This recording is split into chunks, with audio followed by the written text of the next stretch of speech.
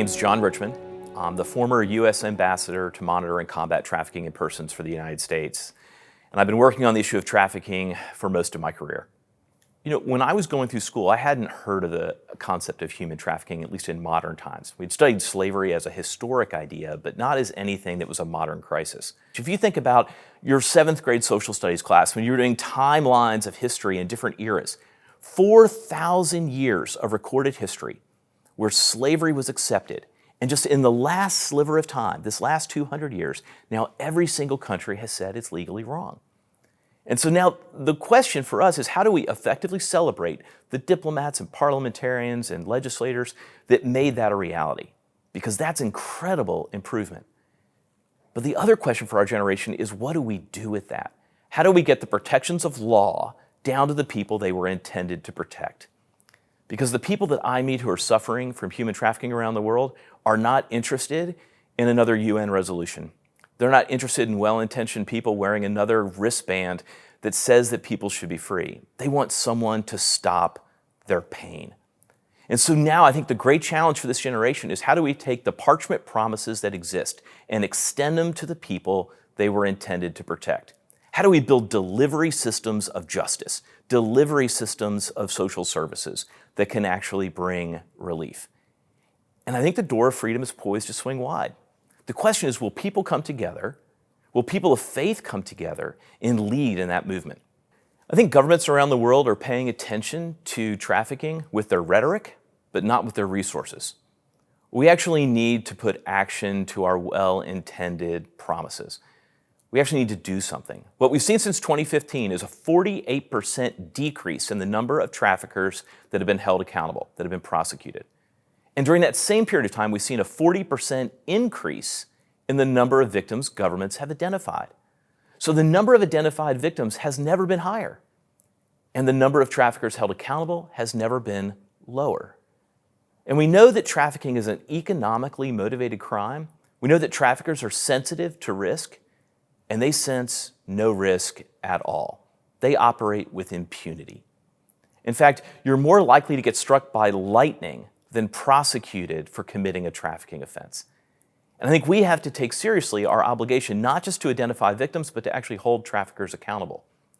Because when a trafficker gets a suspended sentence, as they do so often in countries around the world, where they walk out of the courthouse through the front door, right in front of their victims, after a court has found them guilty of owning another person, what that communicates to that person, to that victim, is that they have no value. If you could spend more time in jail for stealing a car than renting a person, I think we've got something out of whack. We need to do something different. And I think that's where we need to move towards. We need to move towards actually holding traffickers accountable, and we need to make sure that we're supporting victims through the process.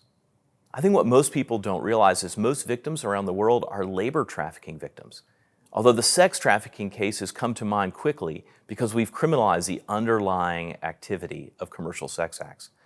But we need to make sure that we understand, no matter where someone is being exploited, whether it is on a cotton farm in Uzbekistan or Xinjiang, or it is a motel in Kansas or South Dakota, that we want to make sure that they are free to alienate their own labor, that everyone should be able to make the most basic decisions about their lives, when they wake up in the morning, where they work, and who touches their bodies.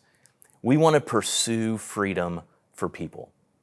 And people of faith can bring something that's incredibly important into this conversation, and that is the idea that everybody matters.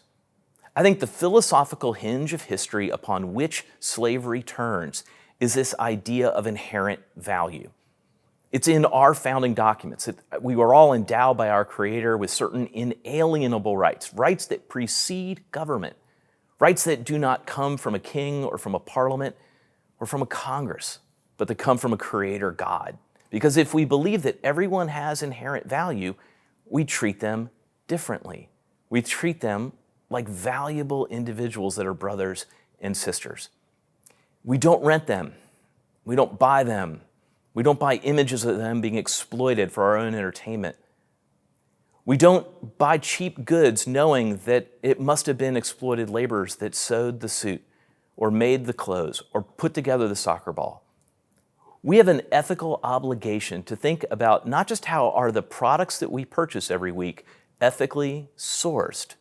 But how do we make sure that individuals that are being exploited in commercial sexual activity do not have buyers constantly looking to purchase those services? Slavery doesn't always look like some sensationalized image. Sometimes it's just an old, broken person who wants someone to say, "You matter and you have value. Spend time with me. Ask me where I want to go and help me get there." And I think we get to do that. If we divert the limited resources we have committed to the anti-trafficking space to just merely mitigating vulnerabilities, we will never stop traffickers. Because traffickers don't need everybody to be vulnerable. They just need a few people to be vulnerable. So they don't need everyone to be in poverty. They just need some people to be experiencing poverty that they can exploit. And so what we need to do, in addition to the noble work of poverty alleviation, is we need to actually stop people from taking advantage of those vulnerabilities.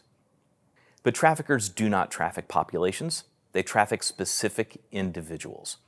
And when we care for victims of trafficking, we're not caring for a generality or a stereotype or a population. We're caring for an individual person. And I think we need to make sure that we're crafting our protection plans individually, that every single victim of trafficking gets an individualized care plan where they're not shoehorned into pre-scripted grant programs, but instead get an opportunity to get the services that they specifically need. And I think one pathway forward as we try to professionalize and improve and get better at what we do is for us to make sure we're always treating victims as individuals.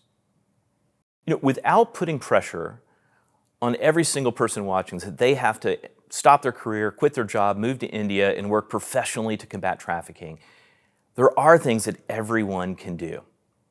And they're on a continuum. From being engaged, being aware, supporting, funding, praying, going, serving, there's so many different ways to connect. And in some ways, I think it's just about people of faith creating a culture of justice wherever they are. And although it drove my philosophy professor crazy in college to try and define justice, justice is simply making wrong things right. It's seeing something wrong and working to make it right. Big things, small things, global things, local things. It's seeing that new kid at school at the table and inviting them to sit with you. It's talking to your neighbor who's elderly and listening to their stories one more time. It's picking up litter or pulling that weed. Or it's engaging with the big problems of the world. But we can create a culture of justice in our communities that will have ripple effects around the world.